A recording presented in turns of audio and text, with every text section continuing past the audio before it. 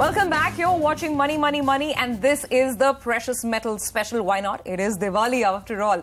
Well, gentlemen, so, I think everybody's on the same page that a little bit of gold in the portfolio doesn't hurt and prices are expected to move higher.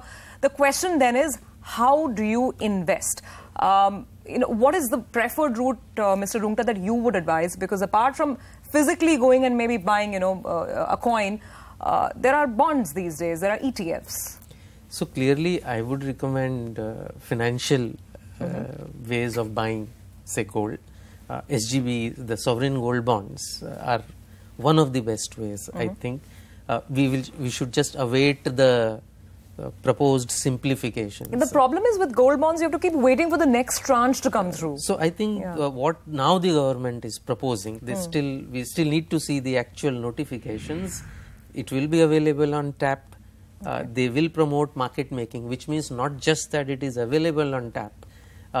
And if I want liquidity, today what I should gold, be able to sell it quickly if I need the money. Today technically I am able to sell it on the secondary markets. But if you see the secondary market prices, they are at a 5-6% discount. That's a huge loss to me as an That's a huge investor. loss. Yeah.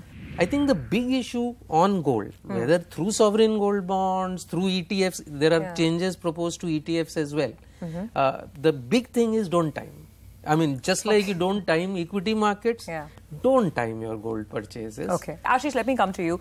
So as Mr. Rungta said, I think the biggest advantage of going to a trusted jeweler and picking up physical gold is the liquidity factor. You can walk in, if it's hallmark gold, you have trust value, you come back without losing too much. There's no haircut. What is the best advice you give to gold investors? And I'm not talking about jewelry buyers now.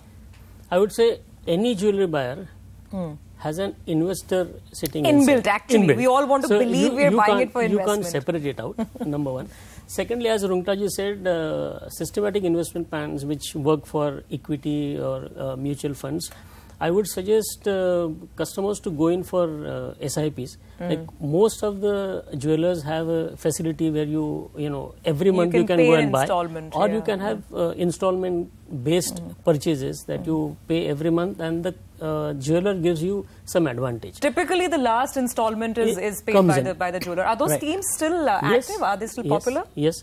Okay. There is some regulation which has come in, but they're still running, and they're useful to the customer. Quick word on this before we move on, Kunal. According to you, you can obviously go and invest in contracts on the commodity exchange as well. So, which is your preferred way of buying gold? And I'm talking about people who are looking at an investment, not day-to-day trades in gold. Well, investment, you cannot keep rolling over the contracts, taking a position and rolling over. It will cost a lot because it has a cost of carry structure.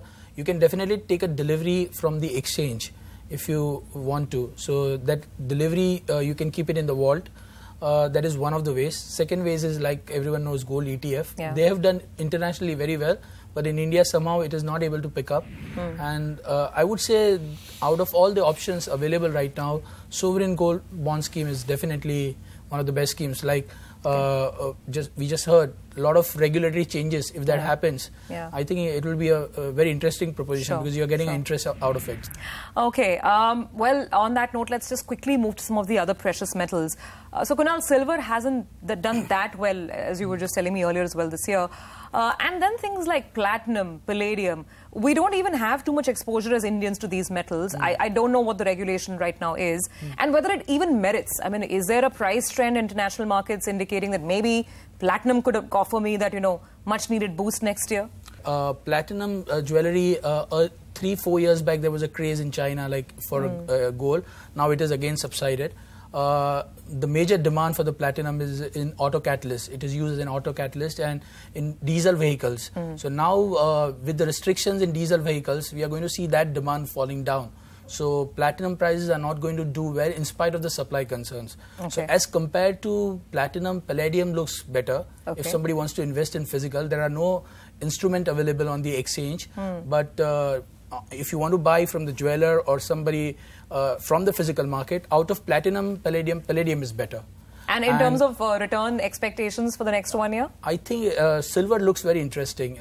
Leaving this too, silver looks very good investment bet from these levels because the industrial demand of silver is rising exponentially in various segments from the electronic to the pharmacy, and silver prices have been going down because of the selling in gold. So supply side also in silver is not, we don't have abundant supply in silver. There are supply issues in silver.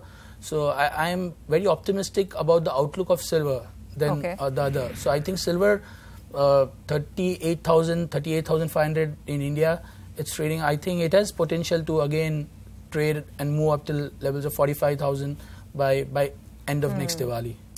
Okay, all right. We're going to take a quick break on that note. On the other side, we haven't discussed something that's called a girl's best friend, diamonds. Can that be an investment opportunity for you in 2018? We'll discuss that when we come back.